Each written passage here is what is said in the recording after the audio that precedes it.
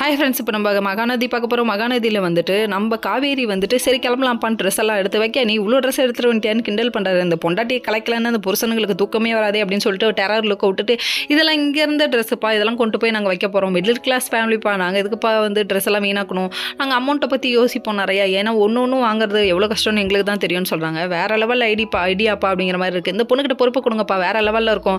கஷ்டப்படுற குடும்பத்தில் இருந்து வந்த பொண்ணுங்க மட்டும்தான் காலத்துக்கும் கஷ்டத்தை பற்றி தெரிஞ்சுக்கிட்டு பணத்தை செலவு பண்ணுவாங்க. இதை புரிஞ்சுக்கோங்கப்பா அப்படிங்கிற மாதிரி ஆயிடுச்சு.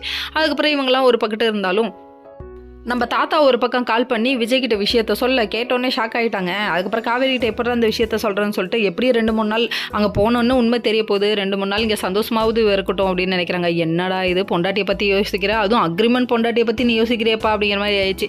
சரின்னு சொல்லிட்டு இவங்களும் சொன்னோன்னே காவேரி இன்னும் ஒரு 2-3 நாள் கழிச்சு போகலாம் அப்படின்னு சொல்லிட்டாங்க. இவங்க பயங்கர ஹாப்பியாக ஆகிட்டாங்க. எனக்கும் தான் ஹாப்பி என்னாச்சு நமக்கு அப்படிங்கிறது தான் நமக்கு முக்கியம்.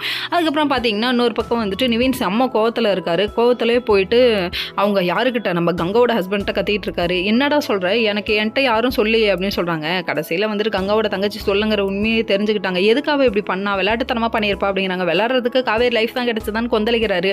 ஏன்னா இவர் லவ் பண்றாரு, அதனால கொந்தளிக்க தானே செய்வாரு அப்படிங்கிற மாதிரி ஆயிடுச்சு. இன்னொரு பக்கம் இதெல்லாம் தெரியாமல் காவேரி இருந்துட்டு குளிப்பணியாரம் செய்கிறேன்னு சொல்லிட்டு குளிப்பணியாரம் ஊற்ற செம்மையாக இருக்குது அப்படின்னு சொல்கிறாங்க. ஒரு புருஷனுக்காக இந்த அளவுக்கு இறங்கிட்டியம்மா அப்படிங்கிறாங்க. அதுக்கப்புறம் நம்ம விஜய் என்ன சொல்கிறாருன்னா, உனக்கு நான் சமைச்சு கொடுக்குறேன், சமைக்கிறதுனே பெரிய மலையாங்கிறாங்க. தம்பி கம்பி கட்டுற கதையெல்லாம் சொல்லலாம்ப்பா, இறங்கி செய்யணும் களத்தில், அதுக்கப்புறம் தான் தெரியும் அப்படிங்கிற மாதிரி இருக்குது. அதுக்கப்புறம் சரின்னு சொல்லிட்டு நான் ட்ரை பண்ணுறேன்னு சொல்லிட்டு இவர் சமைக்க ஆரம்பிக்கிறாங்கிறாங்க. இதை பார்த்தோன்னே நம்ம காவேரிக்கு ஐயோ இவன் சமைச்சு எப்படி நம்ம சாப்பிட்றது, நம்மளோட ஆயுசை குறைச்சிருவானாட்டுக்கு அப்படின்னு சொல்லிட்டு பல கவலைகள் மனசில். இதெல்லாம் பார்த்தோன்னே உன் மூஞ்சில் இந்த பயம் தெரியுது அப்படின்னு சொல்லிட்டு அவரே சிரிக்கிறாரு. Okay friends, next